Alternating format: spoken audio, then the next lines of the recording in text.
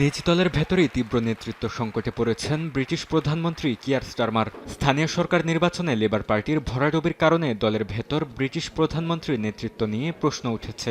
এরই মধ্যে স্টারমারকে পদত্যাগের রূপরেখা ঘোষণা করতে আহ্বান জানিয়েছেন ক্ষমতাসীন লেবার পার্টির কয়েকজন এমপি। দলের কোনো সিনিয়র মন্ত্রী স্টারমারের নেতৃত্বে চ্যালেঞ্জ না করলে লেবার এমপি ক্যাথরিন ওয়েস্ট নিজেই তার বিরুদ্ধে চ্যালেঞ্জ করার হুমকি দিয়েছেন। লেবার পার্টির নিয়ম অনুযায়ী নেতৃত্বে চ্যালেঞ্জ আনতে হলে দলটির অন্তত 20% এমপির সমর্থন প্রয়োজন। ক্যাথরিন ওয়েস্ট দাবি করেন তার পাশে বর্তমানে 10 জন পার্লামেন্ট সদস্য রয়েছেন। ফলে তাৎক্ষণিকভাবে স্টারমারের জন্য বড় হুমকি তৈরি না হলেও এটি দলের অভ্যন্তরীণ অসন্তোষকে প্রকাশ্যে নিয়ে আসছে।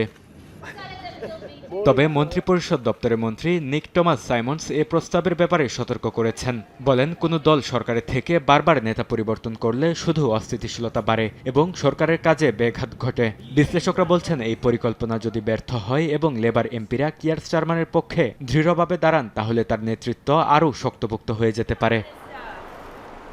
সব চাপের মধ্যেও পথ থেকে সরে যাওয়ার ইঙ্গিত দিচ্ছেন না স্টারমার। তিনি জানিয়েছেন পরবর্তী নির্বাচনেও দলকে নেতৃত্ব দিতে প্রস্তুত আছেন এবং দ্বিতীয় মেয়াদেও প্রধানমন্ত্রী থাকতে চান। নিজের রাজনৈতিক অবস্থান ও মূল্যবোধ নতুন করে তুলে ধরতে বড় ভাষণের প্রস্তুতি নিচ্ছেন তিনি। বরকতুল্লাহ, সময় সংবাদ।